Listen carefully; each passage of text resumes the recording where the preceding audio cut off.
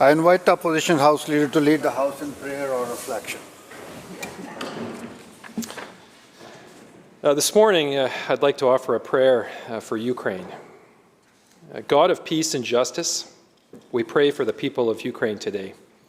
We pray for peace and the laying down of weapons. We pray for all those who fear for tomorrow, that your spirit of comfort would draw near to them. We pray for those with power over war or peace, for wisdom, discernment, and compassion to guide their decisions. Above all, we pray for all of your precious children at risk and in fear, that you would hold and protect them. We pray in the name of Jesus, the Prince of Peace. Amen. Introductions by members. Member for Langley East. Thank you, Honourable Speaker. I have two introductions today. The first introduction is I was wondering if the House could help me make Trustee Rod Ross, the Chair of the Langley Board of Education, and his lovely wife Val feel very welcome. They are visiting from Langley today.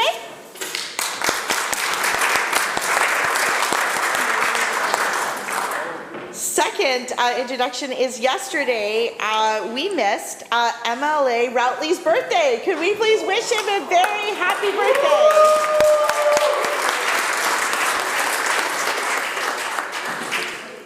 Minister of Children and Family Development. Thank you very much, Honourable Speaker. It's my pleasure today to introduce Ronya Sahin, Rima Hatakiyama and Amelia Watson to the House today. Ronya received an Honourable Mention Anti-Racism Award in the category of Emerging Leader for their role in diversity and narrative. Together with Rina and Amelia, they advocate for the racial and intersectional safety of students across school communities in School District 61. I would like to say congratulations to Ronya, Rina and Amelia. We're very honoured to have you in our community and we're delighted to see where your passions will take you. Will everybody in the House please make them very welcome. Member for Columbia River Revelstoke. Well, thank you very much, Mr. Speaker. It's not often that I get visitors from the Kootenays here, but I've got 3 today and I'm very pleased to announce. So I've got a couple introductions this morning.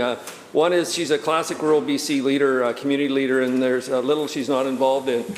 This individual is president of the Association of Kootenay Boundary Local Government, a member of the UBCM Board of Directors, a champion for the Radium Rotary Club, and her and I are working very closely together at saving the sheep on Radium Hill from traffic fatalities.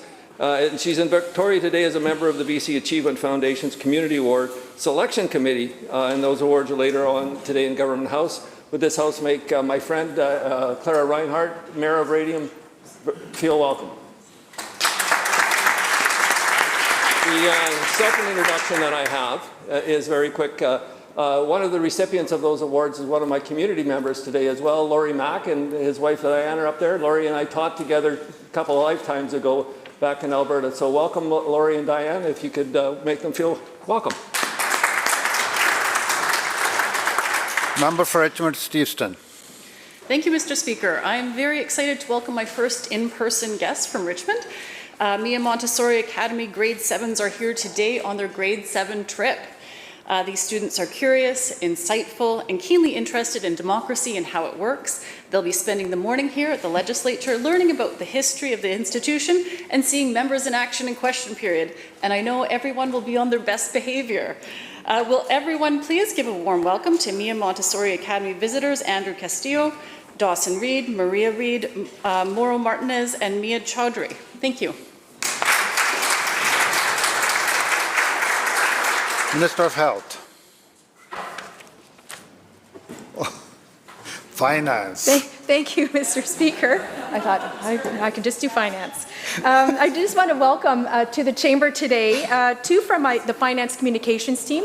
We have Sarah White and Natalie North who are joining us here in the Chamber, and I want everyone to welcome them. Member for Skeena. Mr. Speaker, not often I get visitors here from the north, and we have a number of registered nurses coming in. We have Matthew Legresley, we have Chenna Legresley, Catherine Tansky, Connie Kearley. From Hazelton, we have Dennis Thompson, From Smithers, we have Kate Fedor and Beth Marco. And from North Coast, we have Roxanne Fitzsimmons. And also from Terrace, we have Terry Foster. And she is the Regional Council member representing nurses for the Northwest region, spanning the North Coast, Skeena, Stikine, and a small portion of the Chaco Lakes, riding Grand Island, Houston. Can you imagine that on a job description? Would the House please welcome my guest to the Legislature today?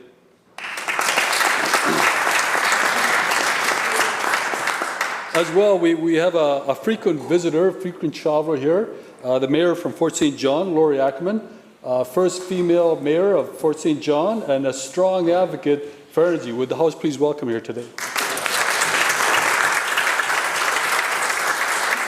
Member for Vancouver Kensington. Thank you very much, Mr. Speaker. I'm really happy to welcome some friends here to the Legislature. So they've come all the way from Toronto, and we have Michiko Sano and her daughters Akari Sano and Yoki Sano. We were down in Ucluelet this past weekend for the just wonderful marriage of Michiko's son Sano and Simca Marshall. Just a beautiful ceremony at Black Rock in Ucluelet. It was perfect. The weather was shining, and they've had great weather since they've been here. And Michiko has raised all 4 kids as a single mother, and Akari's very accomplished. She's returned to Victoria. She got her degree in photography here 20 years ago and is now in the fashion industry, and also Yoki is based in Toronto in the jewelry business. And so I just ask everybody to right up here and to give them a big warm welcome, to welcome them here for their first visit in the Legislature. Thank you. Member for Chilliwack. Thank you, Mr. Speaker. Speaking of frequent flyers, I'm going to introduce, like the member from Skeena introduced someone. I'm going to introduce the president of CUPE, Karen Ranaletta, and the legislative coordinator, Martina Boyd, who are here in the House with us. I got a good chance to talk with them yesterday. And as president, former president of Fighting Local 3787, it's my pleasure to welcome them into the House today. Opposition House Leader. Thank you, Mr. Speaker. I too am really happy to introduce some guests from my neck of the woods, and on behalf of a number of my colleagues as well. We have about a dozen nurses from the Thompson, North Okanagan region, specifically Kamloops, Vernon, 100 Mile, and Salmon Arm areas. Chris Chernick, Scott Duval, Topher Hansen, Brenda Childs, Val Kloska, Nadine Goltz, Sarah Fedek, Angela Akoba Omajali, Patty Wright, and Leah Tackett. I would ask the House to please make our guests feel welcome. Member for Delta South. Thank you, Mr. Speaker. I'd like to welcome someone to the House today that's up in the gallery, and we all know him very well. He doesn't need to be introduced because he's here every single day. But I want to thank Jason Gertson for a wonderful job he did this morning with our prayer breakfast with his guest speaker, Abe Brown from Calgary, and it was a great breakfast, a great morning. Thank you, Jason.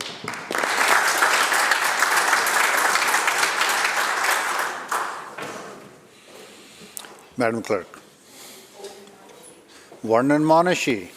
Thank you, Honourable Speaker. I just want to recognize and acknowledge lots of my BC Nurses Union activists and members and nurses will be outside at the gallery hosting a rally, and I've been there many times here in the last previous years, and I know the work that they do to make sure our workplaces are safe.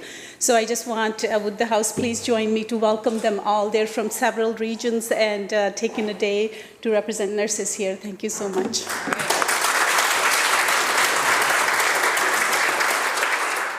Madam Clerk. Introduction of bills. Statements by members. Member for Surrey Green Timbers. Thank you, Mr. Speaker. Today is the day of action against anti-Asian racism, a day for all British Columbians to take action to combat discrimination. During the pandemic, Mr. Speaker, we have seen people of Asian descent targeted and scapegoated, leading to increased attacks against them. I would really like to take this opportunity to thank Stand With Asians Coalition, which started as a group of grassroots activists in Burnaby, for its incredible organization to turn the Day of Action Against Anti-Asian Racism into a national movement endorsed by municipalities and unions.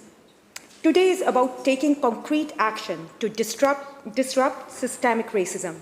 It's about asking ourselves, what are we going to do about it? Everyone has a role to play in building a more inclusive province, and it starts with us. It is not enough to be not racist. We must be anti-racist. Living in a society steeped in colonialism and systemic racism impacts us all. We each carry prejudices, and we must confront them. As a province, we are committed to combat racism. Yesterday, the legislation to pave the way for anti-racism data collection was passed in the Legislature, and BC will be bringing its first Anti-Racism Act next year. But we know there's much more work to do. Days like today, the Day of Action Against Anti-Asian Racism, is an opportunity to bring allies together to build stronger, more inclusive society where everyone can feel safe, happy, and healthy. Thank you, Mr. Speaker.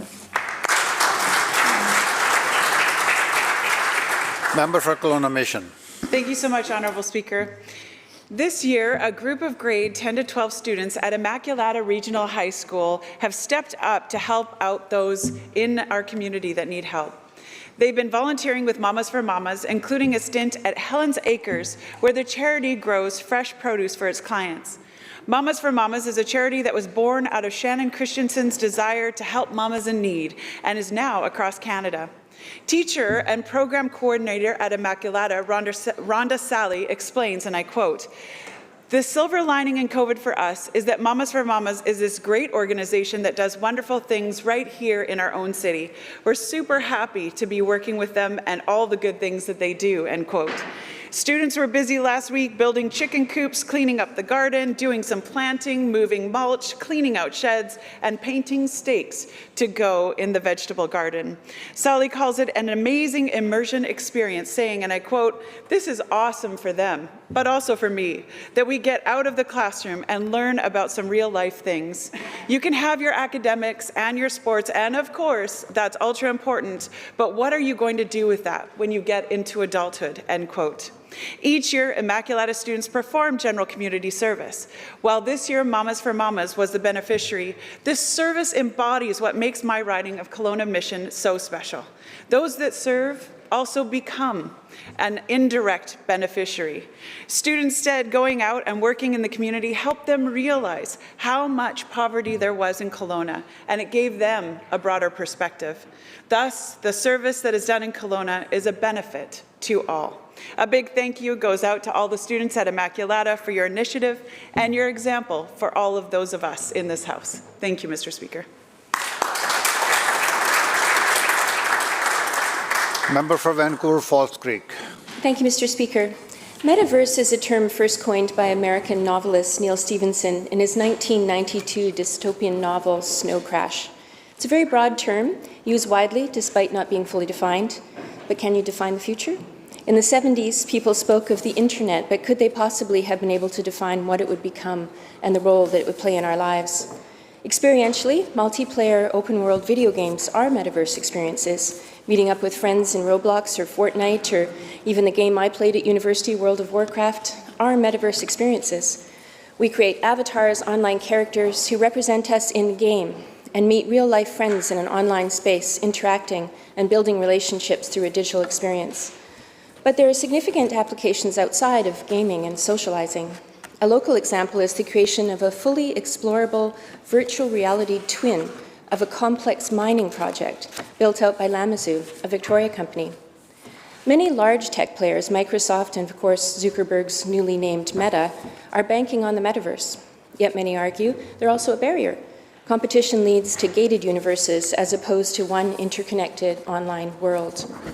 For many tech developers and investors, the metaverse, blockchain, and crypto are intertwined and will become part of Web3, a decentralized internet controlled by individuals rather than by big companies. So why am I taking my 2-minute statement to talk about the metaverse?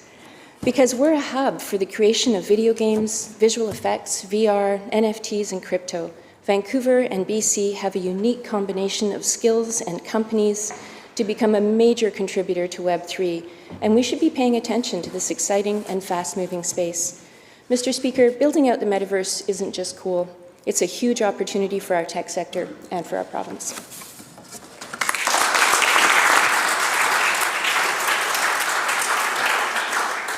Member for Richmond North Centre. Thank you, Mr. Speaker. I'm pleased to rise today to express my sincere gratitude to the Jewish Federation of Greater Vancouver and the Center for Israel and Jewish Affairs, CIDA, and to congratulate them for another successful Yom HaAtzmaut, or Independence Day celebration.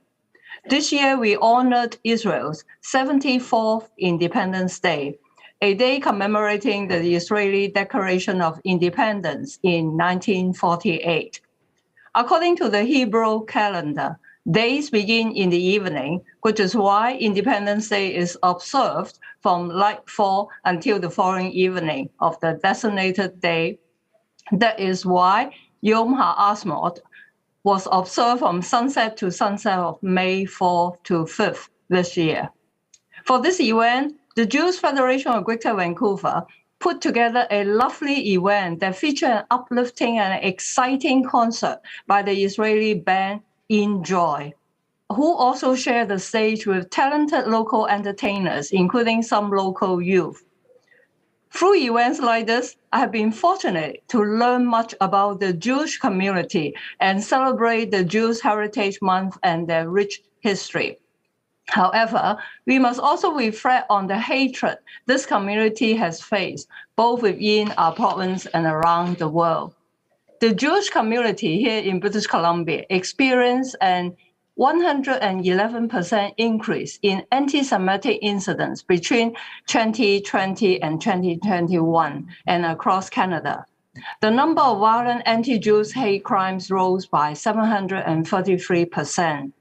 In the face of such horrific acts, I'm proud to stand with our strong Jewish community as we celebrate their contributions to our great province and show there's no space for violence, hatred, bigotry, or anti-Semitism in our communities. Thank you, Mr. Speaker.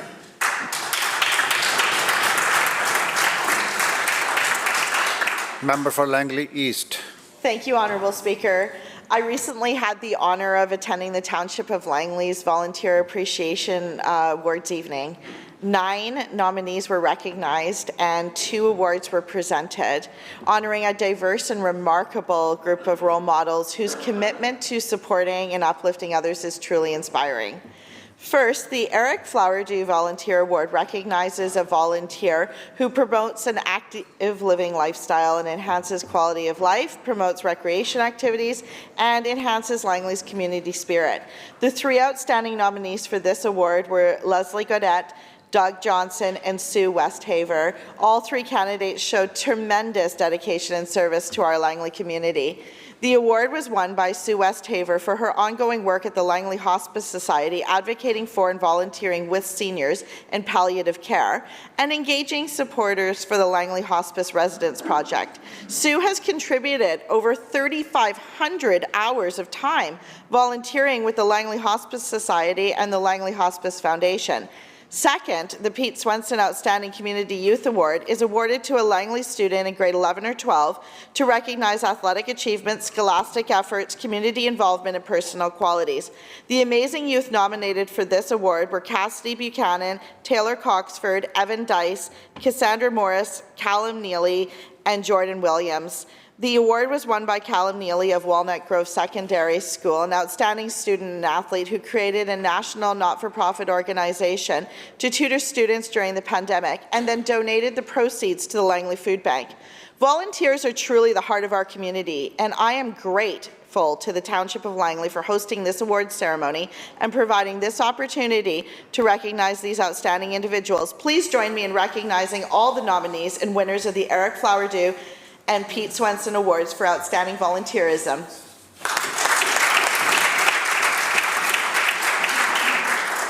Member for West Vancouver, Sea to Sky. Thank you, Mr. Speaker. The housing affordability crisis is having serious consequences on the quality of life for many British Columbians. A shortage of housing supply and skyrocketing real estate prices mean that far too many people cannot find a comfortable, affordable place to live. The Innovation Building Group, operating out of Whistler for many years, led by Rod Nadeau and his partner Ned Johnson, have been inspired by the overwhelming need to create environmentally sound and economically responsible MURBs, or multi-unit residential buildings. In the way of the Orion Building, located in Pemberton, Innovation Building has demonstrated that they can exceed expectations using the 9 foundations of a healthy building framework from Harvard University. ZEBEX, the Zero Emissions Building Exchange, has published a case study about the development of this near-zero emission MURB. The Orion is a 3-story, multi-unit residential building containing 45 units with 1 level of underground parking, and it was designed to meet Step 4 of the BC Energy Step Guide, even as it was required to only achieve Step 1. The building was designed from an envelope-first approach and incorporates a high-efficiency envelope to minimize energy loads, an advanced ventilation system allowing the building to benefit from heating and cooling delivered through an integrated centralized heat pump system run on clean electricity.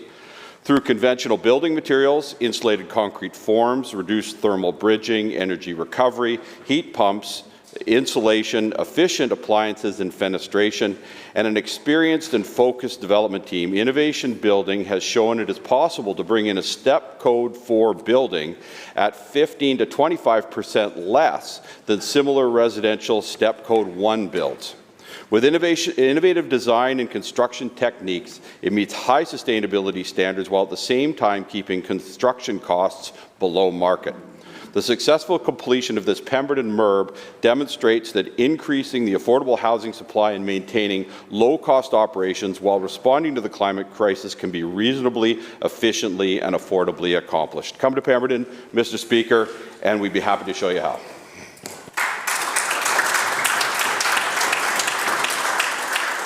Madam Clerk.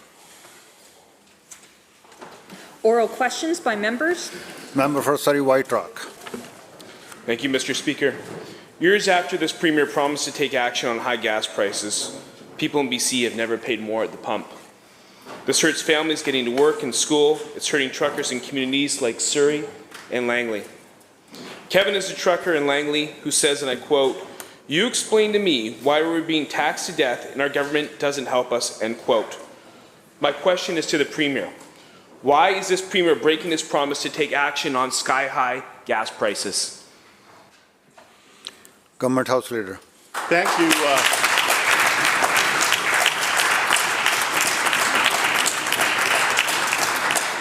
Thank you, Honourable Speaker, and I thank the member for his question. Ever since this government's taken office, we have been taking action on an issue of affordability that includes gas prices and recognizing the cost pressures that people face themselves under on a day-to-day basis. As we know, the situation with gas prices is a direct result of the situation in Ukraine. It's not... Geez, Honourable Speaker. Members. They don't think that Ukraine, the war in Ukraine, is having an impact on gas prices here and right across North America and around the world. How out of touch, Honourable Speaker, how out of touch is that argument?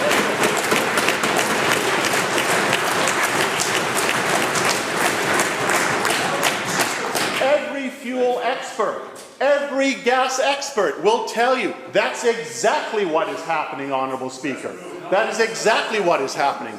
That's why, Honourable Speaker, that there has been a rebate going out to assist people dealing with the cost of living, which includes gas prices. Those checks are going out. Those debits are going out. This very month, Honourable Speaker, action is being taken, and we will continue to do that.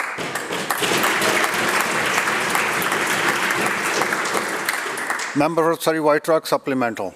Thank you. I'll remind the Minister that British Columbia had the highest gas prices before the war in Ukraine, and British Columbia has the highest gas prices during the war in Ukraine. And if members, continue.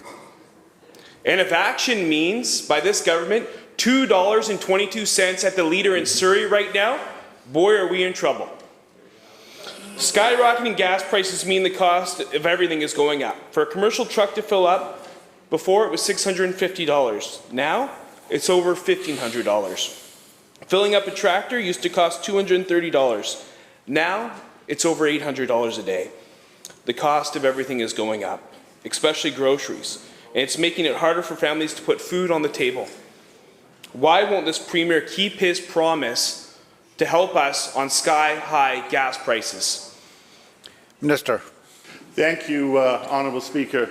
Well, we have been keeping our promise to help British Columbians with the sky-high problems and costs that government created when they sat on this side of the House.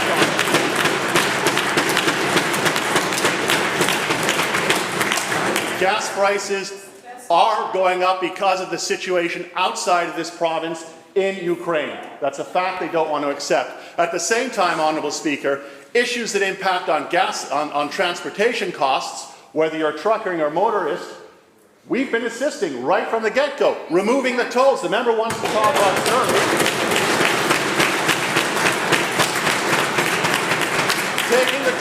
Taking the tolls off the Port Mann Bridge is saving businesses tens of thousands of dollars a year, Honourable Speaker. That's been a lesson to this government. Bringing in enhanced care insurance at ICBC, Honourable Speaker. Lowering the cost of insurance by an average of 20%, Honourable Speaker. That's helping. All of these measures and more build on themselves, make and deal with costs that have been going up. This government has been taking action, and we will continue to take more. Member for Kamloops North Thompson. Thank you, Mr. Speaker. Well, gas prices in Alberta and Washington State are 50, 60, 70 cents a litre less than in British Columbia right now. And last time I checked, the war in Ukraine would be impacting them the same way. The minister wants to talk about out of touch. Well, let's see what the cabinet did, what their priority was to address affordability. They voted themselves a $20,000 retroactive pay raise. Talk about being completely out of touch with the pain British Columbians right now are facing at the tip. So here's a very simple question to the Premier. With gas at $2.23 a litre, does the Premier know how much it costs to fill up the average vehicle, family vehicle today? I would love to hear that answer. Government House Leader. Thank you, Honourable Speaker. Well, as a matter of fact, I can tell you how much it cost to fill up my vehicle the last time it was at the pump. It was $88, Honourable Speaker. That's what it cost to fill up my vehicle. But what I can also tell you is the insurance on my vehicle is 20% cheaper than it was under that side of on this side of the House.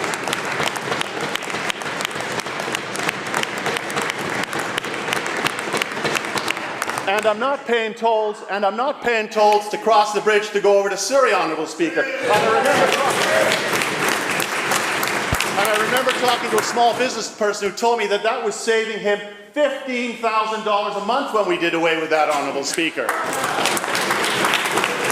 I'll tell you what else I don't have to worry about, and families in my community don't have to worry about. They don't have to worry about MSP premiums, Honourable Speaker, which they use as a tax grab on hard-working families, Honourable Speaker. And I know something else, Honourable Speaker, that families have access to the Child Opportunity Benefit that can save them $2,600 a year, Honourable Speaker. That's a huge saving. And I won't even get into the childcare savings because we'll save that for no doubt the next question that's coming up. Oh, and one more thing while we're on the topic of transportation. Kids in this province under 12 ride transit for free, something they never did.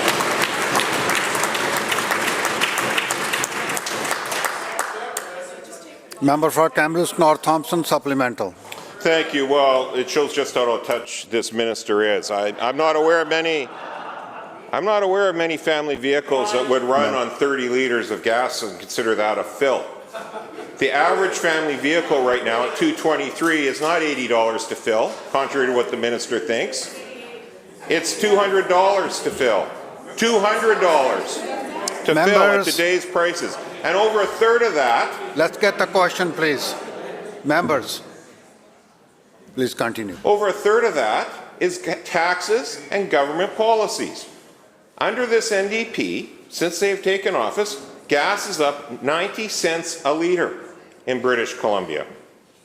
We are still 50, 60, 70 cents higher than Washington State or Alberta. And let's be clear, the NDP has no idea or willingness to try to bring any relief at the pump, Mr. Speaker. We have suggested that they could suspend provincial gas taxes like they did in Alberta, which did see a 13-cent a litre drop at the pump. They could give a one-time rebate through the Climate Action Tax Credit, which actually would get into people's pockets faster and is actually based on income, so the lower income people would get more help, not treated the same.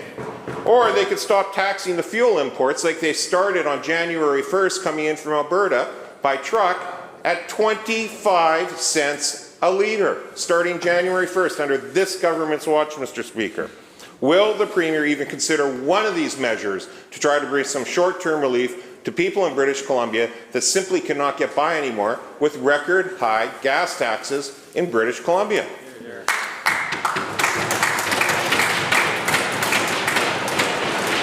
Minister. Thank you, Honourable Speaker. I'll remind the member, the question he asked me was, how much did it cost to fill my vehicle? That's what he did. And that's what I answered, Honourable Speaker. Members. It is a family vehicle I drive, Honourable Speaker. I know there's two of us and a dog, but it is still a family vehicle, Honourable Speaker.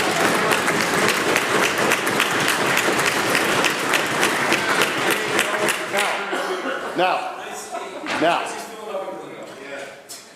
Honourable Speaker, as I said, we have taken significant action on cost drivers that hit families right since we've taken office. And I'll repeat it again for the honourable members, because clearly they don't seem to understand that when you eliminate MSP premiums, which they kept jacking up year after year after year that they were in office, that's a huge cost burden. That's a huge cost burden to families, Honourable Speaker. That's a huge cost burden.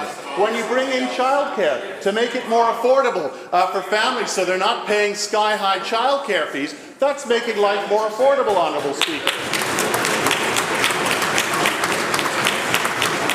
When you bring in enhanced care and save people 20% on their insurance, that's helping families. That's helping their transportation costs. When you're able to give back rebates, Honourable Speaker, because of those changes, that's money going right back into their pockets, Honourable Speaker. That's helped with all kinds of costs, not just fuel costs, but it helps with food costs. It helps with the challenges that we're facing. And finally, Honourable Speaker, I'll remind the honourable member of this fact. Economists who understand the gas market have made it really clear. Cutting gas taxes for the sake of cutting gas taxes does not guarantee that money goes back into people's pockets. More often than not, it is taken up by the gas companies that jack the price up, Honourable Speaker.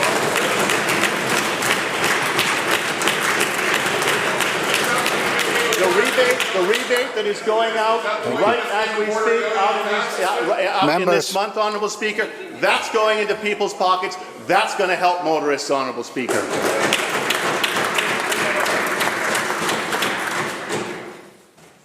Leader of the third party. Thank you, Honourable Speaker. 4 questions, 4 answers. We almost got there, but not quite.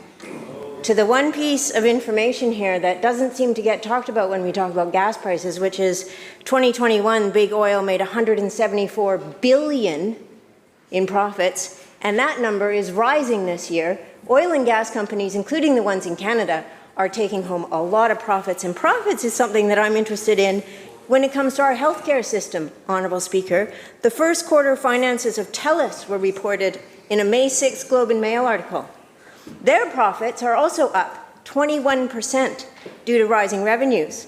One source of those revenues is TELUS Health, which operates health clinics and provides services such as virtual care and health benefits management. It increased its revenues by $17 million. TELUS is planning to expand its health business either by identifying strategic partners or by taking the division public, following last year's successful initial public offering of TELUS International. My question to you, Honourable Speaker, is to the Premier. Does the Premier believe that a for-profit corporation should be generating those profits in the publicly funded healthcare sector? Minister of Health.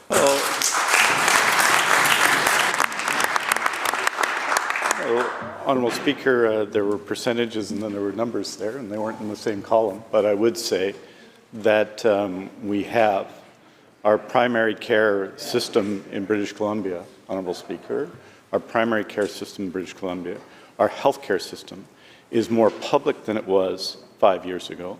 That is the position of the government. We've brought in rules and regulations to ensure that's the case, but we've also taken specific action on primary care, on diagnostic care, on surgical care. All of the hospitals we're building are fully public and 100% public owned, and we're going to continue to take such action. The members have raised the issue of TELUS, an issue with respect to one part of their operations. We've referred to the Medical Services Commission, which is how we function under rule of law in British Columbia. And in my view, Honourable Speaker, we have a public healthcare system with more public health delivery than ever before, and we're going to continue to move in that direction.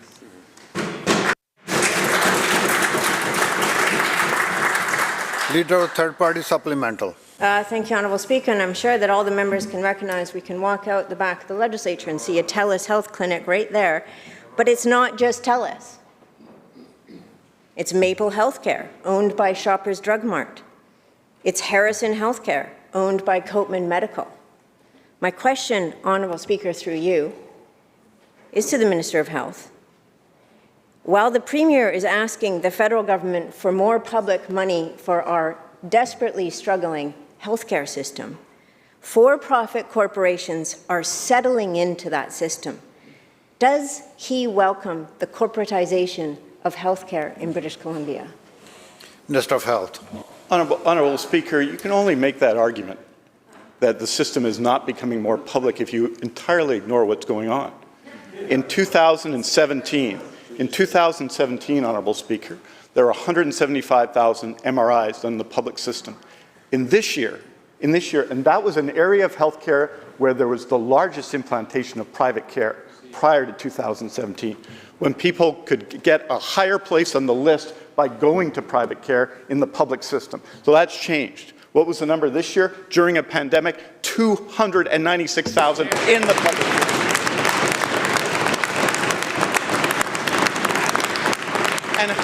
And how did that happen? Not becoming more private, but bringing private MRIs back into the public system, as we did 2 weeks ago, Honourable Speaker, when the government purchased 2 private surgical centres in this area and brought them back into the public system. Honourable Speaker, I would say, Honourable Speaker, that what is happening across the public healthcare system is a more public and directed approach and using those public resources more effectively. We've gone from using 1 MRI machine 24/7 to using 10 24/7, publicly done in the public system with more public healthcare workers doing the work.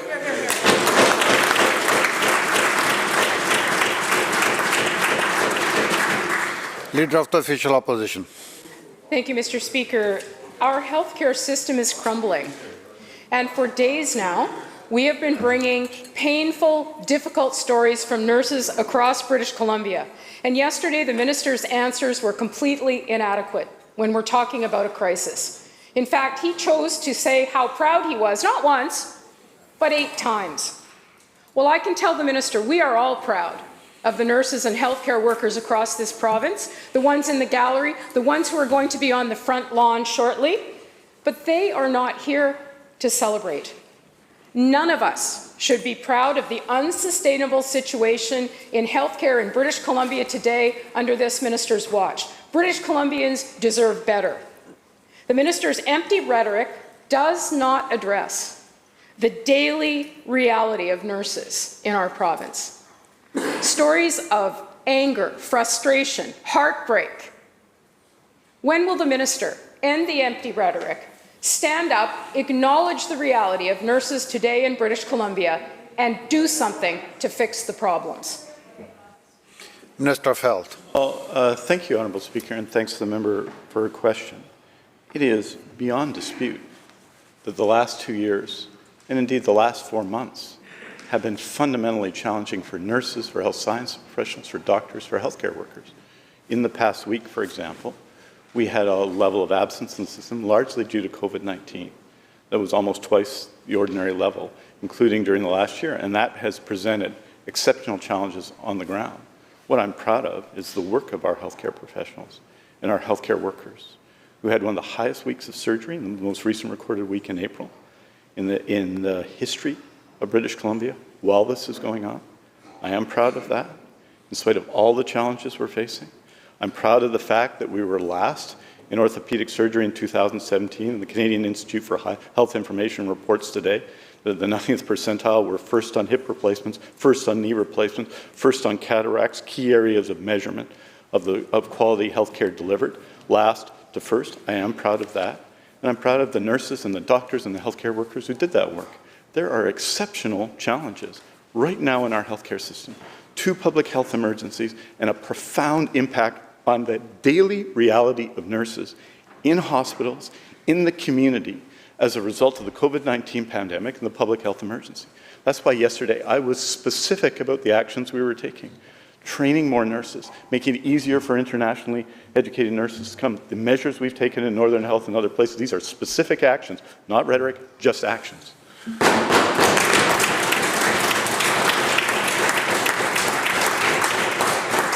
Leader of the Official Opposition, supplemental. Well, certainly what's not up for debate is that every member of this legislature is proud of what nurses and healthcare workers and frontline workers have done every day during the pandemic and before that. But what the minister needs to realize is the impact that his words have when he seemingly dismisses the real issues that are facing nurses today. We're also concerned about the apparent disconnect between the Premier and the Minister, because perhaps he should talk to the Premier. Last week, 2 weeks ago, the Premier said, and I quote, "Time spent talking about new programs while existing programs are crumbling, I think it's wasted time. It's right across the board. This is a crisis," end quote. Those are the words of the Premier. If the Premier has decided and agreed that it is a crisis in healthcare across British Columbia, then it is time for this minister to recognize the concerns of nurses that are here today and those across the province. When will he stand up and take specific actions? Yesterday, he said, clearly we need to do more. Can the minister outline exactly what else he's going to do? Minister of Health. Well, thank you very much, Honourable Speaker. And I think this is a pattern, and I don't think it's a good one. I engage with nurses all the time, with their representatives and with nurses everywhere. I attended and talked to many nurses last night, talked to them about their issues, what they're facing on the ground. We are facing, in our public health care system right now, exceptional levels, for example, of absences. This isn't an excuse, it's just a fact that people deal with every day in the public health care system. To ignore it is to ignore their issues, to ignore the fact that this 6th wave of COVID-19 with the Omicron variant of concerns and its subvariant has had a huge impact, again, on the healthcare workforce. And not for nothing, there were 5 previous waves that also affected the healthcare workforce. It affected them in every single possible way, in terms of absences, which affect shifts, in effect of its impact on patients in every way, the impact on the individuals involved, the fact that with the public health emergency that's the overdose crisis and the public health emergency that's COVID-19, people have had personal experiences, and nurses in particular, personal experiences, often on behalf of family members who haven't been able to visit at bedtime, that have been profound and life-changing in terms of outlook. You bet I hear what nurses are saying. And that's why we're taking specific measures, many of them recommended to me by nurses, to make things better. Member for Caribou-Chilcotin. Thank you, Mr. Speaker. The other day, I said there was a difference between concern and action. Minister, if there is a pattern being built here, it's one of you ignoring the comments in this nurses.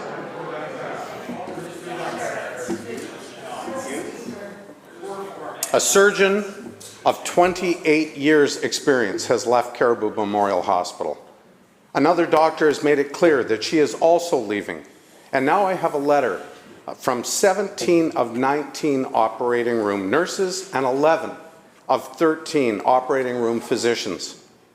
Mr. Speaker, collectively, they are calling for, and I quote, immediate actions to ensure a safe working environment and prevention of further harassment, bullying, and intimidation of staff." End quote. My constituents deserve better. Will the minister commit today to immediately dealing with this serious issue so that not a single doctor or nurse leaves?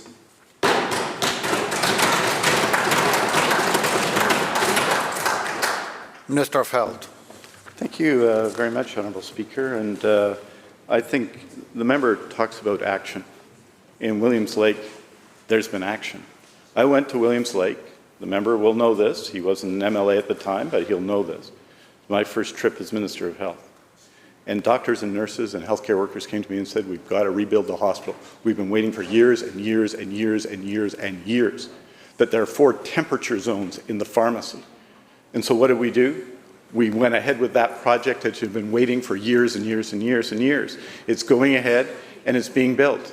We've added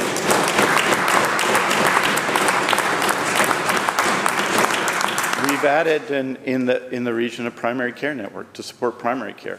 We've added staffing at all the long-term care homes. We've invested in healthcare, and we're taking the specific actions being taken for nurses and for others in the workplace in every healthcare facility across BC.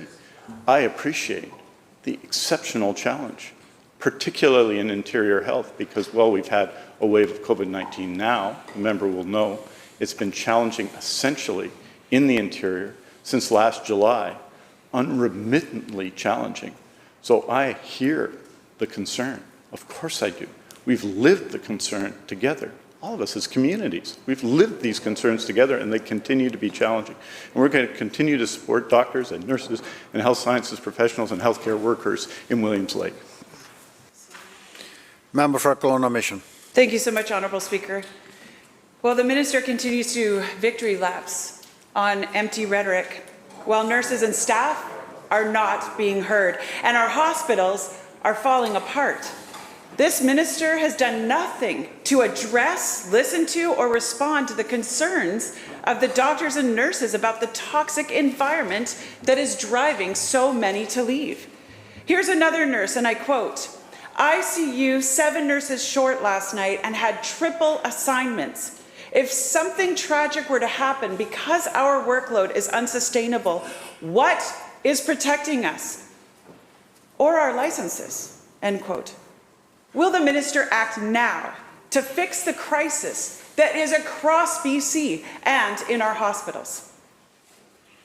Minister of Health. Well, thank you, Honourable Speaker. And the members may wish to pretend that we haven't been through and aren't living through a public health emergency, 2 public health emergencies throughout the last couple of years, which have affected people. They've affected people in Kelowna. They've affected people everywhere else.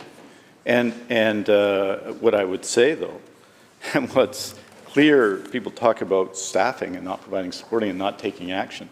Action on nurses, action on health sciences professionals, 6,600 more people in the long-term care sector, Honourable Speaker. There are today, from 2018, 38,312 more people working in the public health care system. And here's what else is true. We were at the bottom of national ratings in 2017. So that 38,000 may not be enough and is not enough. And that's why we're continuing to train people and support people. And we've taken all of the specific actions I've listed. And a question period is not long enough to list off all of those actions. And we will continue to, but we're going to have a forum soon where we'll have that exchange at length in this legislature, and I look forward to the exchanges, the positive ideas, which always happen during estimates from members of the opposition as well. But the record is pretty clear. We are increasing nursing, we are supporting nurses, and this is the hardest time ever to work in nursing because we're living through 2 public health emergencies. Opposition House Leader. Thank you, Mr. Speaker. Well, yesterday and today, the official opposition has raised a series of specific concerns that have been provided to us by specific nurses and doctors in hospitals and healthcare settings across the province. And each of these stories that we've cited, whether it be in Kelowna or Kamloops or Williams Lake or elsewhere, they have a common theme of a healthcare system that's in crisis. And the healthcare workers who are in the midst of that crisis are crying out for this minister to listen to them. They don't feel like they're being heard. At Royal Inland Hospital, the leaked information that has been provided to us indicates that hospital is operating at a 9-to-1 patient-to-nurse ratio, 9-to-1. According to additional data, over the next 2 months, there are nearly 20,000 unfilled shift hours in the ICU and the emergency department at Royal Inland Hospital. And we heard yesterday about 3 ER nurses on one shift looking after 40 patients, with 40 more patients waiting at Royal Inland. We heard about Kelowna General, where there was 1 nurse on a shift responsible for 54 patients at the same time. We've heard about the situation in Williams Lake at Caribou Memorial, where 28 out of 32 operating room doctors and nurses are saying enough is enough. They're not sure how much longer they can do it, and they may follow colleagues who have already walked out the door. Mr. Speaker, this is a crisis impacting hospitals and care right across the province. Now, to be clear, we are not questioning the minister's heart here. We're not questioning his motivations. But what we are saying, what these nurses are saying, is that this situation is unacceptable. And they want this minister to listen to them. And so the minister has an opportunity again today, with a whole bunch of nurses sitting up in the gallery, many, many more watching, to address these nurses directly, acknowledge the specific situations that we have cited, and speak to the specific actions that he's going to take now to address this dire and worsening healthcare reality.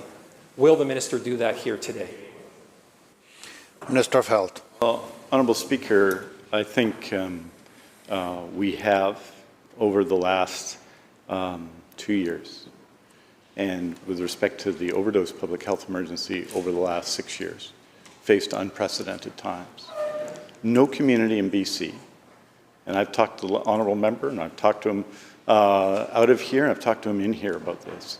No community in BC and no group of healthcare workers has done as much under more difficult circumstances than the healthcare workers and the nurses in Kamloops, some of whom are here, whom I spoke to last night. The COVID public health emergency has hit Kamloops hard. The overdose public health emergency has hit Kamloops hard. The heat dome, the wildfires. We had people in those communities, and members in the region know this. We had people moving from 100 Mile House to Kamloops, from Merritt to Kamloops. This is a group of workers. This is a group of workers, talk about celebrating, who should be celebrated for their courage, for their diligence, for their dedication.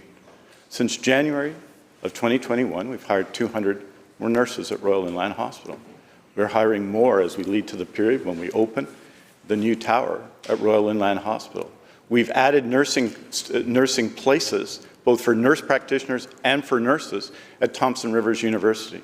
We are adding staff and adding supports all the time, and we're going to continue to do that. But what also is true, and this is where I think the honourable member and I can agree, this has been an unprecedented situation for everyone in BC. But no group of healthcare workers, none in the entire province, deserves our gratitude more than the nurses and the healthcare workers in Kamloops.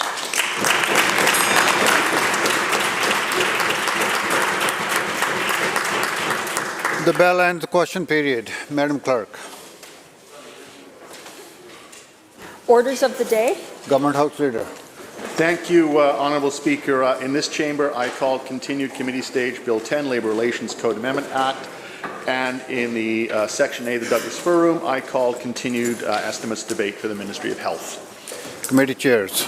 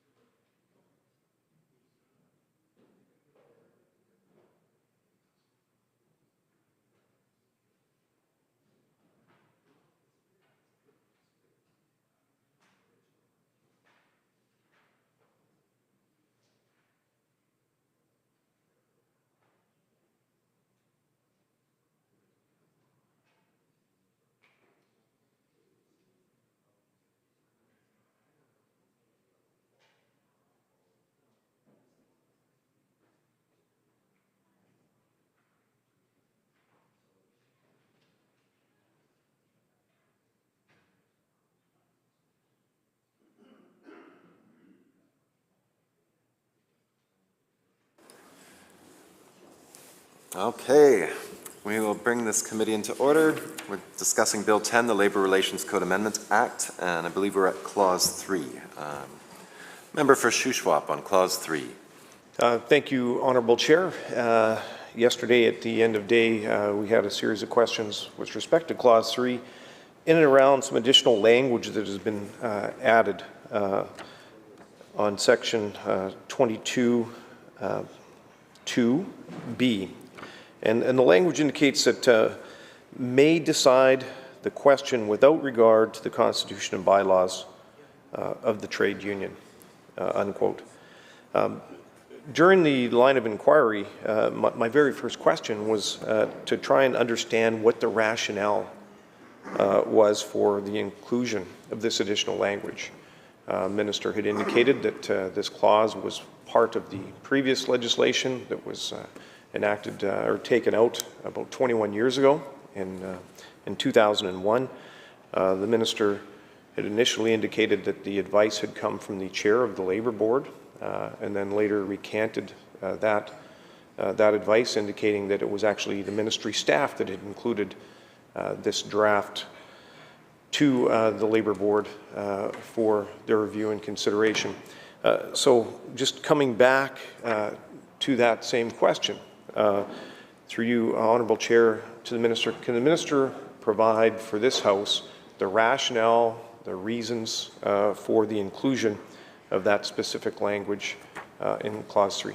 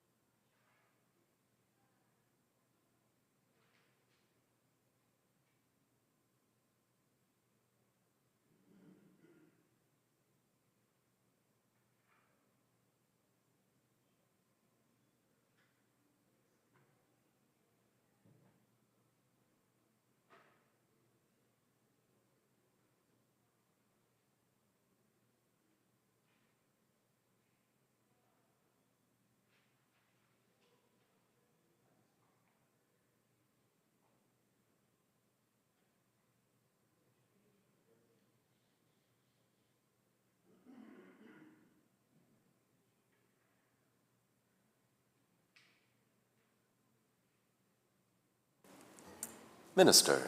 Thank you, Honourable Chair. Honourable Chair, we canvassed this question for a long time yesterday, and I tried to answer it in every which way it was asked.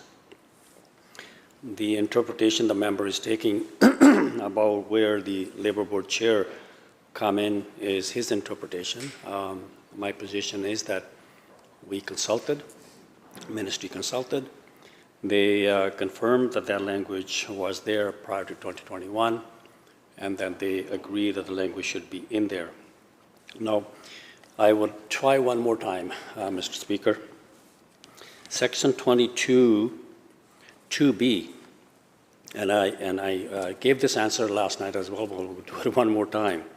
It confirms the existing LRB practice that the board does not concern itself with disputes or interpretation involving such provisions in any union bylaw or constitution.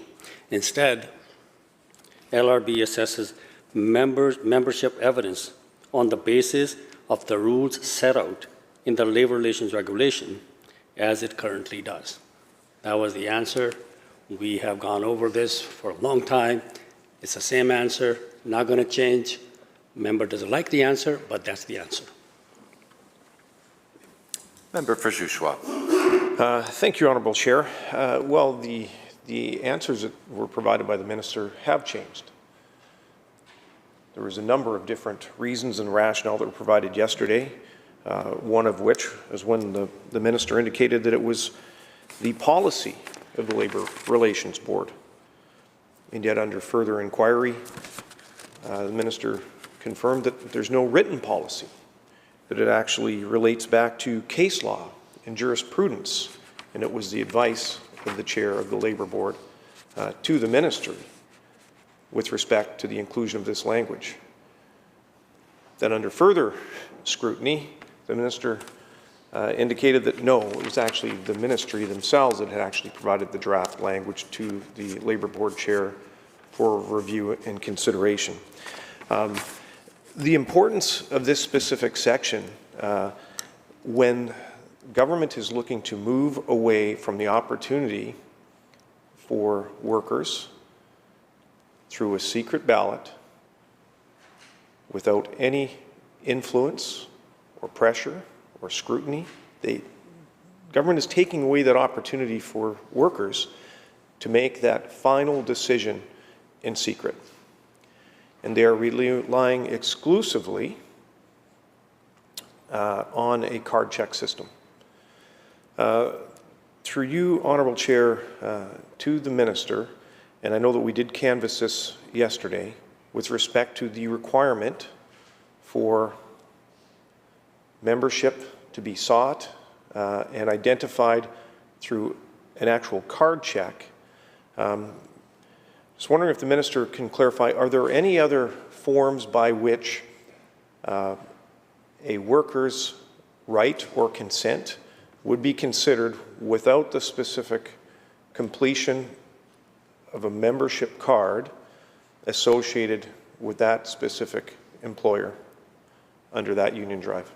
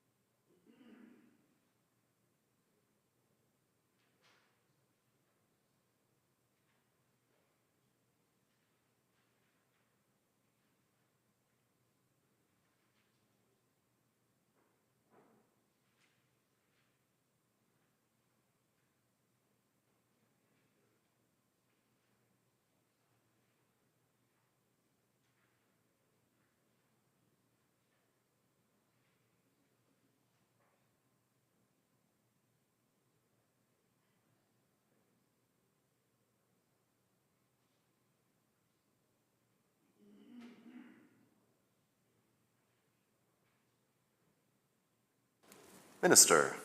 Thank you, Honourable Chair. The Labour Relations Regulations provide the requirement with respect to membership cards,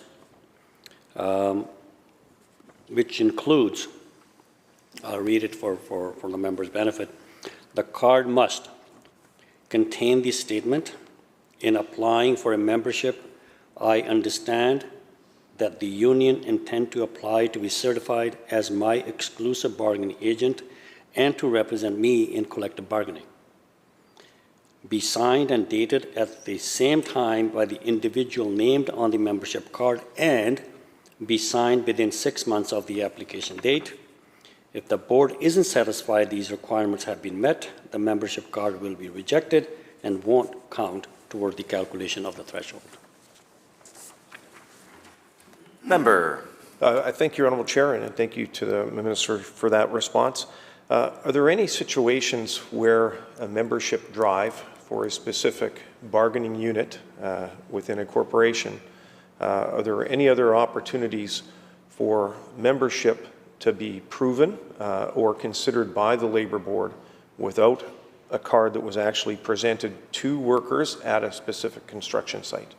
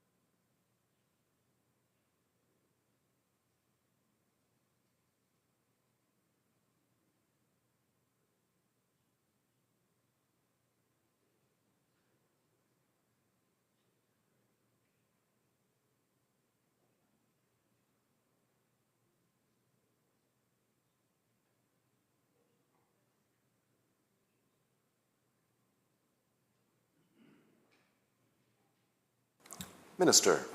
Chair, for the benefit of the member, the the membership requirement under the regulations of Labour Relations Board, as I read parts of it, is still there. I mean, it remains to be the same, and nothing's being changed there.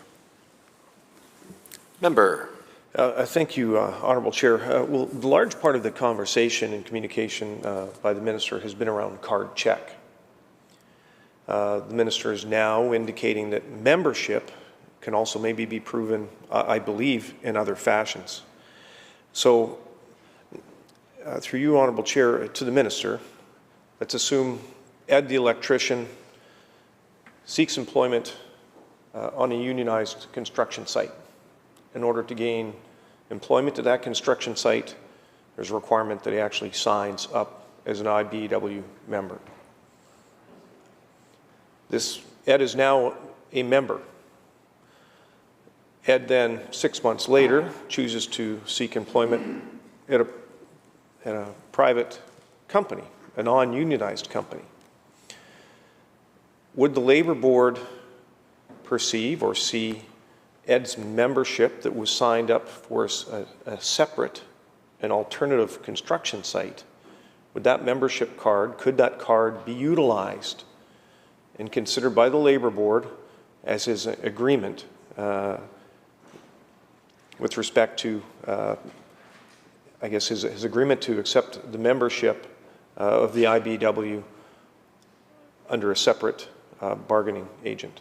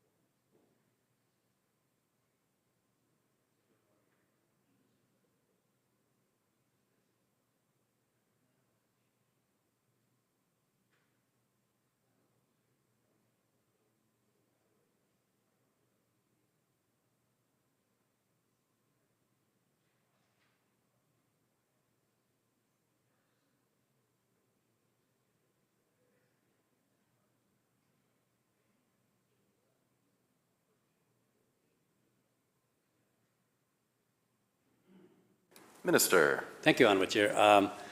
I think I want to remind the member that the question he's asking is not part of the bill that's before us. But for the benefit, I can explain it to him. If you are a member, if you apply to get a job, say one Safeway store, and the parties have negotiated under the labor code collective agreement that as the condition of employment, you must join a union that is representing the workers in that particular operation. So that is one thing. Now, if you leave that operation, quit that job, and you are going to a brand new grocery store opening up, or you're working or you're applying for a job and you are working in a different grocery store that is in operation, and it could be the same union where he came from, or could be any other union, now apply to represent those workers in that new company that I'm talking about, then the bargaining unit in that particular operation and the membership card signed in that particular company by that union to be represented of those employees is the card that will be considered. Not that because he was a member or she was a member of that union at another place which he or she quit or laid off. Now you're applying, now you're working in a new company. It could be the application by the same union to represent those workers. The members, the board will determine based on the number of membership cards signed in that particular operation. And will consider, is that the appropriate bargaining unit? And does the union have sufficient support as is required under the code? And that's how the decision will be made. Member. Thank you, Honourable Chair.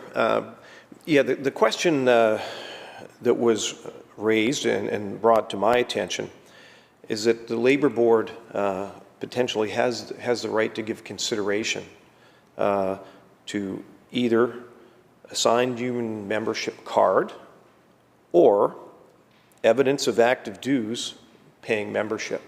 So I just want to make sure that I'm 100% clear that a union certification drive for a specific company would not be able to rely, or the Labour Board would not in any way, shape or form rely on membership dues paid by a worker at another entity, and whether those membership dues are even still current.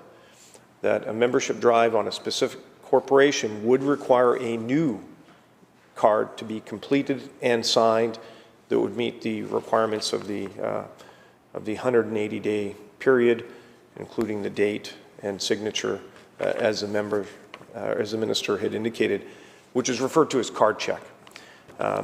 So it's a bit of a nuance, but we were talking about card checks specifically. I gave the example yesterday, the hypothetical 100 members of a corporation requiring to have at a minimum 55% cards signed up under that application. But then the minister also started talking about membership.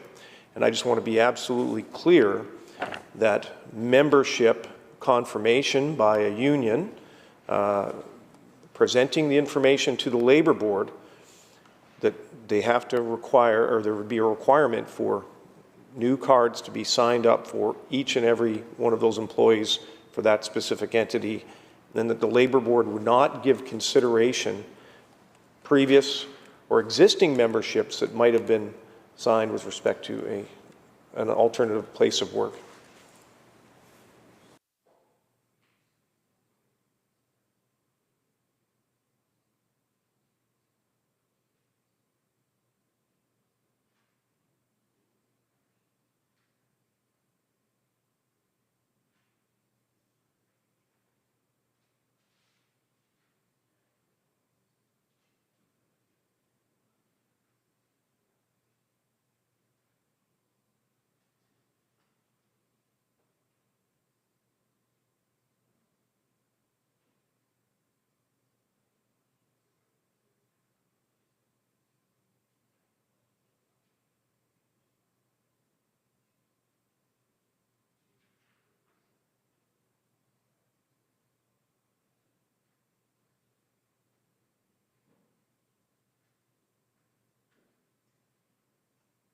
Minister. Thank you, Honourable Chair. What's in the bill in 22, a process relating to application. 2, talk about in deciding whether a person is a member in good standing of a trade union, the board must decide the question on the basis of membership requirement prescribed in the regulations, and the regulations are not being changed. And the regulations, I read parts of them, and the board will make those decisions based on those regulations. And it's not up to the minister to determine how the board make those decisions. It's their purview, and they have the regulations to determine whether the appropriateness of the bargaining unit and who are the members qualified to become part of that the bargaining unit. So they make those decisions, and they are in the regulations. Our regulation not being changed. Member. Thank you, Honourable Chair. And the importance of this specific Clause 3 and why we're spending so much time on this. And I believe that the reason the Minister is not providing necessarily the definitive answer is because what I have been told is that Ed the electrician, who may be a member of IBW as an example, working in one construction facility, leaves that construction facility for whatever reason and chooses to get employment at a private sector employee or another construction site, that just the sheer fact that he had signed up a membership card for the previous employer would give the labor board the ability to automatically determine that because he had signed a union membership card and was paying membership dues on an alternate construction site, that the labor board would count that individual as giving their agreement to supporting the unionization of this other facility.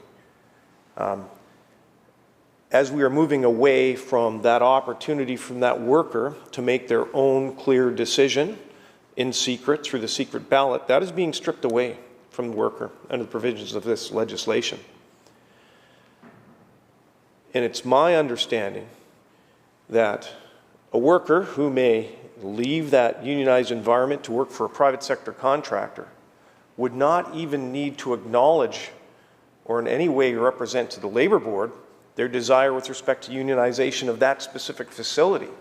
But the labor board would have the ability of giving consideration to a previous membership at an alternative construction site, an alternative company, and use that in support of the unionization moving forward with certification for an alternative site. So I just want to be clear that, you know, when the member or the minister referenced card check, I think it's pretty clear, and I think most folks that might be watching from home, if you work for a specific construction site and there's a union drive, members have their free will to determine if they choose to move forward with union certification on that specific site. But it's a whole different story if there's the opportunity for the labor board to review a previous membership working for an alternative company on another construction site and bring that forward as the agreement of that worker to move forward without even necessarily their knowledge. And so I'm hoping that the minister will be able to provide a bit more clarity with respect to the current regulation and what the labor board is able to give consideration to with respect to who was counted as being in support of unionization.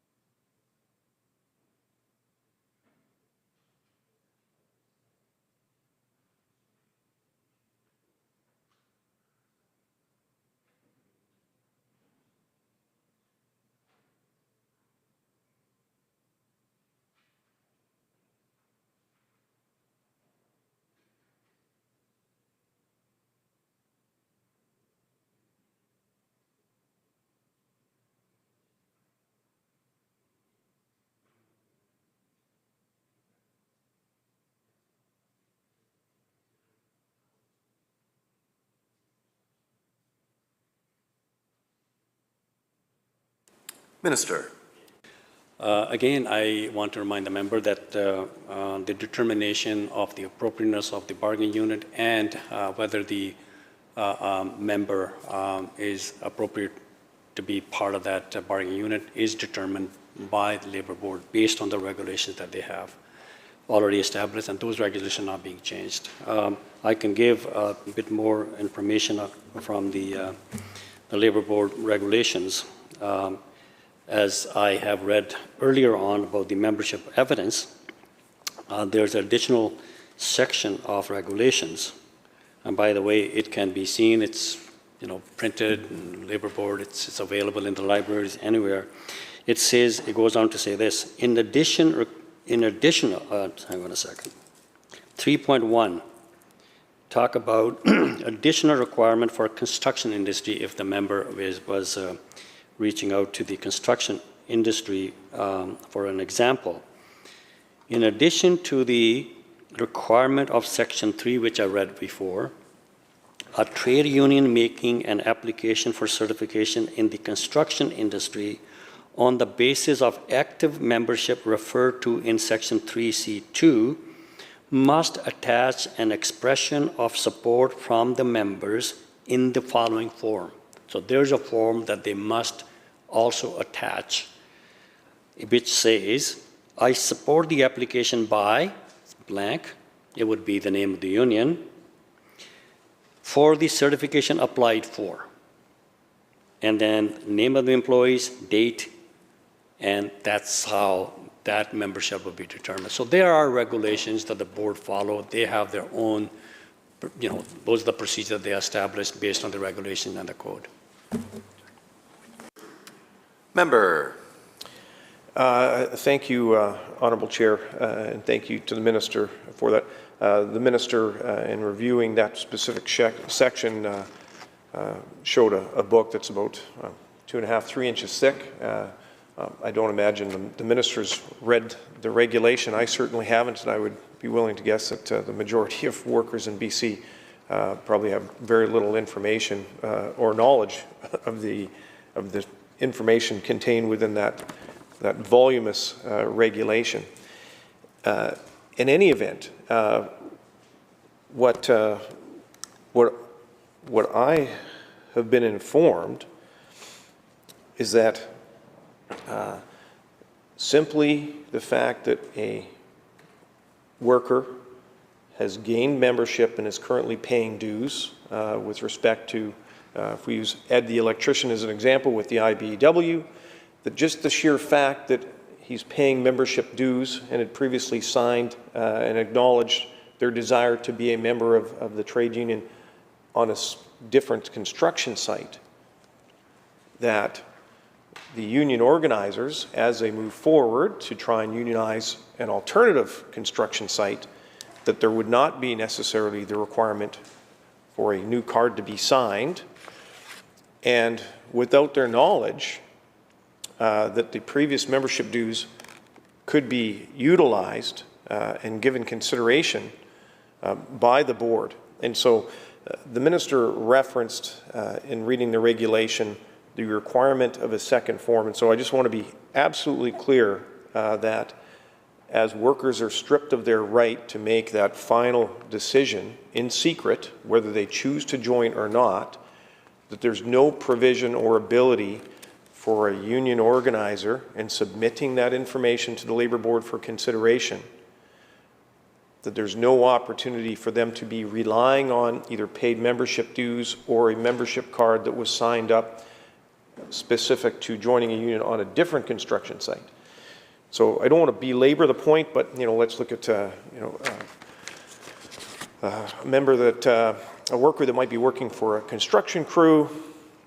He's signed up a membership card with the Carpenters Union, leaves that employment and chooses to seek employment at a separate construction site with a private contractor that is not unionized, that in order for the union organizers to present the information to the Labour Board for consideration, there'd be a requirement for either a new card to be signed or some other form of written signed acceptance by that worker specific to that new certification application.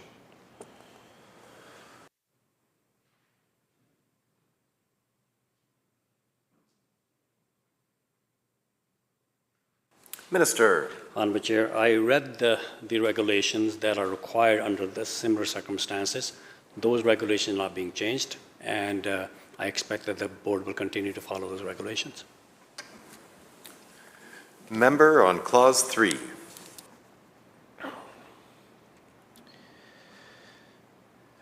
Thank you, Honourable Chair, through you to the Minister for that response.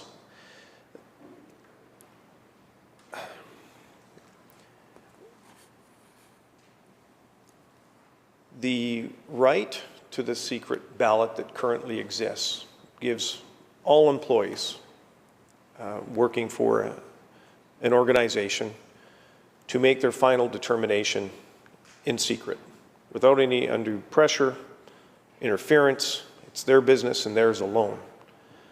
And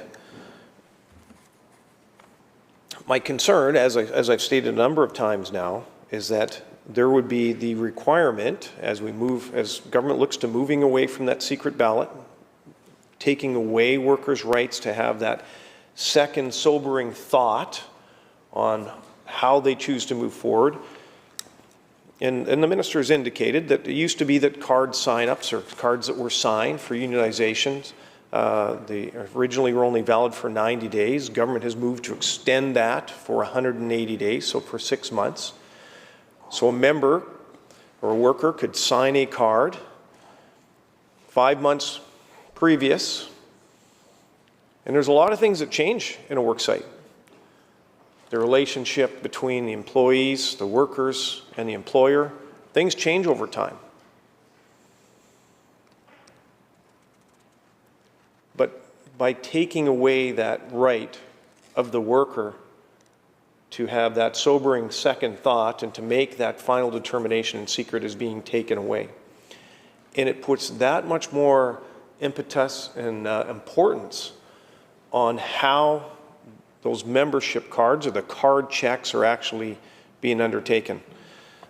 So I don't want to belabor the point, but through you, Honourable Chair, to the Minister, I just want to be absolutely clear that there's no opportunity for the Labour Board to give consideration to a membership certificate or the payment of membership dues at an alternative construction site, that could be utilized by the Labour Board in determining the desire or wishes of the worker in a separate union drive for certification. And so I'm hoping through you, Honourable Chair, to the Minister, that the Minister can provide that additional clarity to this House.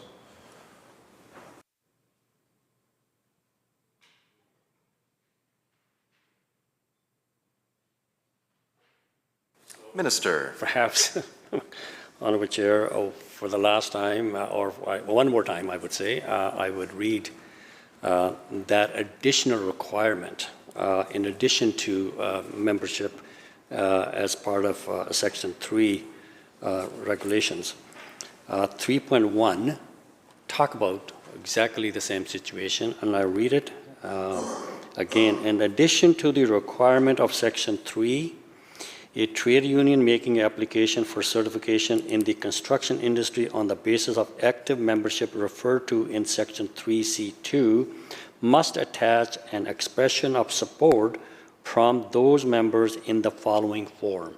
That form must be signed and submitted with the application, which is, prescribed form. It says, I support the application by, with blank, for the certification applied for. And then there's a name of the employee and the date that employee signed. So I think that is additional requirement to clarify, I believe, that situation. Member. Thank you, Honourable Chair. Thank you, the Minister, for again rereading that section. The form of acceptance or acknowledgement that the Minister just read in no way, or certainly did not reference a specific company, a specific location. And so, through your Honourable Chair, to the Minister, in accepting or obtaining the application or the, I guess, consent of a member with respect to a separate certification drive, how would the Labour Board have any knowledge or understanding on whether that acceptance or agreement was pertaining to a specific construction company? Because the Minister, as he read out the information to this House, there was no reference to the location of the application, no reference to the company that the worker would actually be potentially giving his acceptance to. And so, through your Honourable Chair, to the Minister, can the Minister just provide any additional clarity on how would the Labour Board know that that acceptance was specific to a specific employer?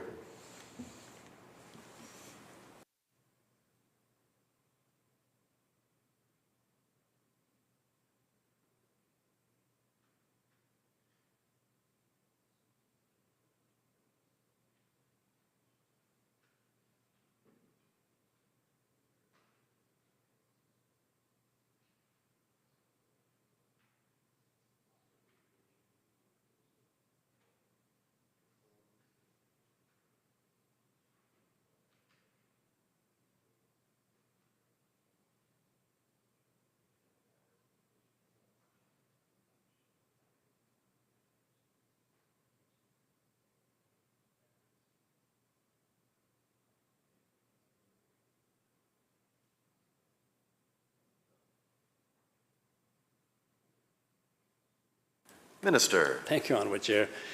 The members, perhaps, as I suggested, that maybe we should provide different, separate briefing that would explain the process of applying for certification. The union do not just go to the board with a blank application that the board doesn't know what company they're applying for, what is the address. There's a requirement to have a full information about the appropriate unit applied for, the company that they're employed by, and the address. All of that is there, and this thing here will say that I support the application by, and this must be filled, the name of the union for the certification applied for. So the certification applied for have that form that have all of the information. So the board will see the certification application, the information, in that form, and this member is saying that I support, that certification that is applied for by a union that is going to be listed in this form. So the board have all the checks and balances. These are the regulations that they have adopted, and these are regulations that have been there before. They are here today, and they will be there tomorrow, and they are not being changed. They will continue to follow that, and this is nothing new that we are bringing in through this bill. Member. Thank you, Honourable Chair. Well, I appreciate the comments from the Minister, but I don't believe that actually provides the clarity that I was seeking. So it appears that membership elsewhere could potentially be used for the purpose of union qualifying for a vote, provided there's this additional form that is attached. That form that is attached or would be attached by the union organizers in submission to the Labour Board. It doesn't appear that that the request or the authorization of that worker was specific to any particular construction site.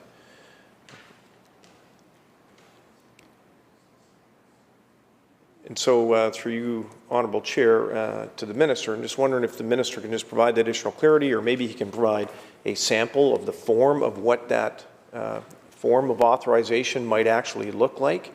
He's referenced from the Labour Code the specific information, and I understand that the authorization needs to include a date, the name of the union and the name of the individual.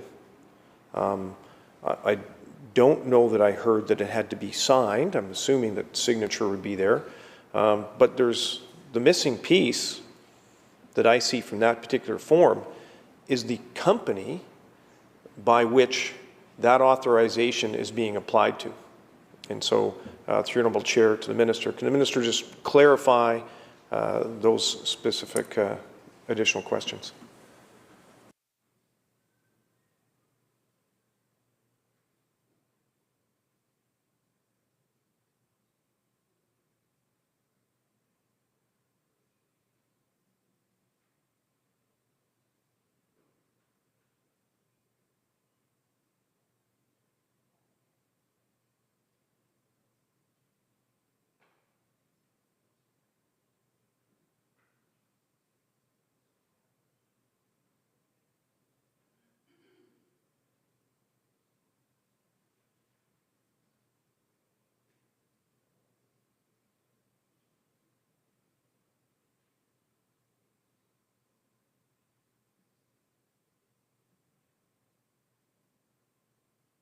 Minister. Thank you, Honourable Chair. I think I've answered this question a number of times now.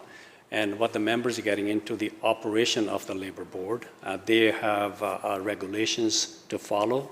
They follow those regulations for a number of years, and those regulations are not up for debate here, and they have followed them through certification processes in the past, and they will continue to use the same process. My expectation is so.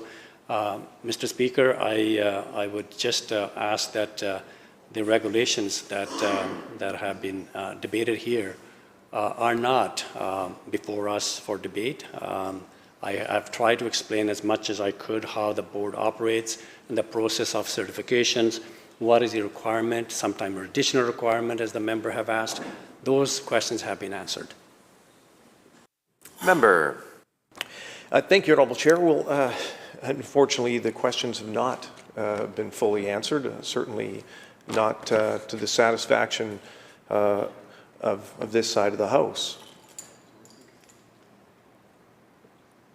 The removal of the secret ballot, that opportunity for workers to make the final determination or their own decision in secret with respect to should they want to choose to join a union or not choose a union, is being taken away from workers.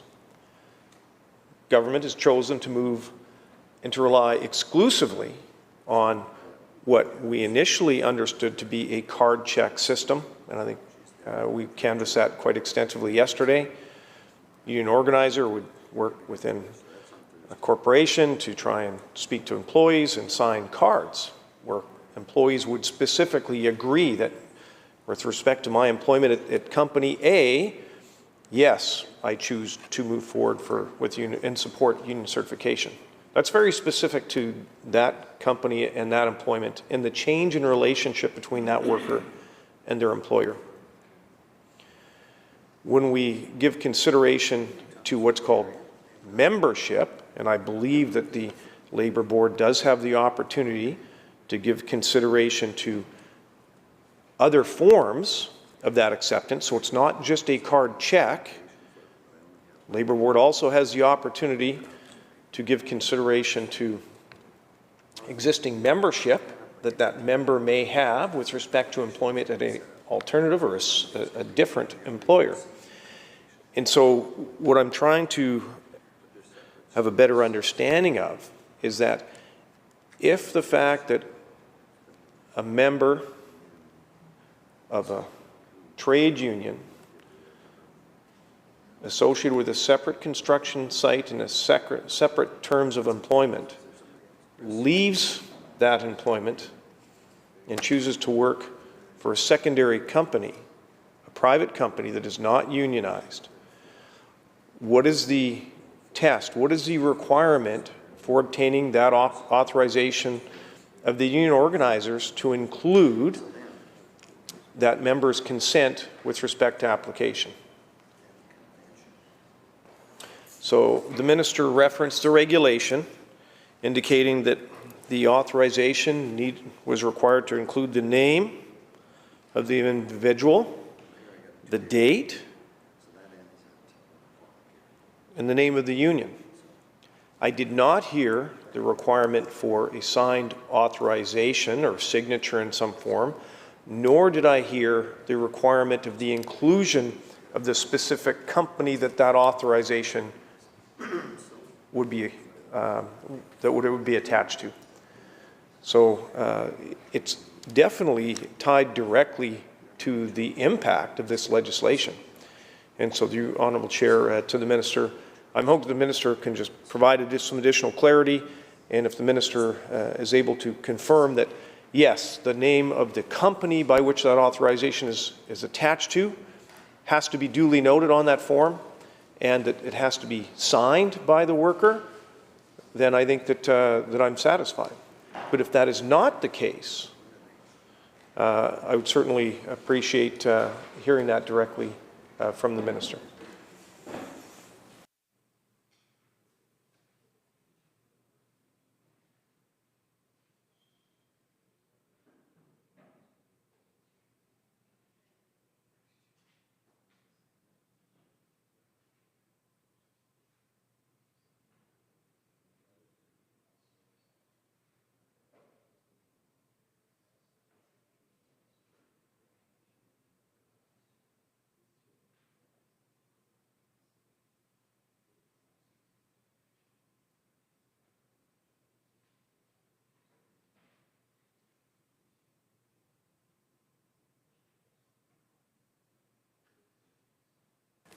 Minister. Thank you, Honourable Chair.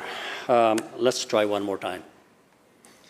I have explained, because of 3 section regulation in Part 2, the regulation I read earlier on, and this, it is in addition to the first one in construction.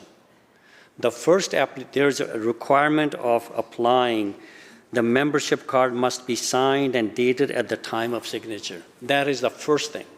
Then in addition, I think I read it very clearly, it says in addition to the requirement in Section 3, the remainder part again must be submitted, this part.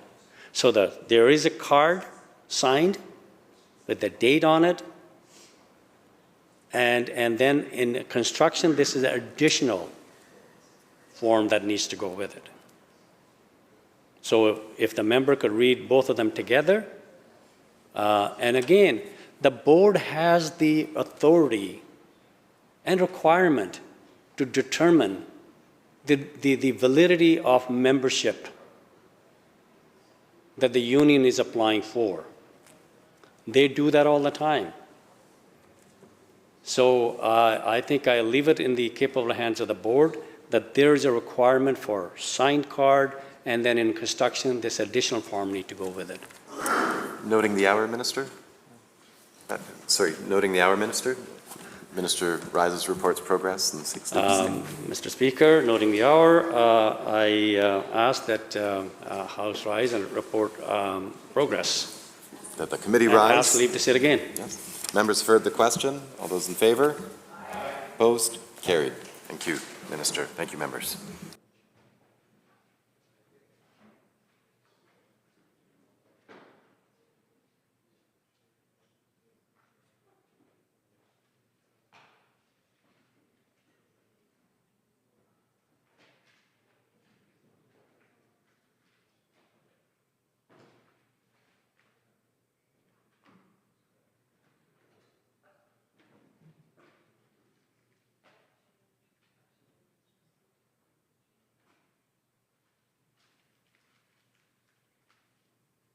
Chair.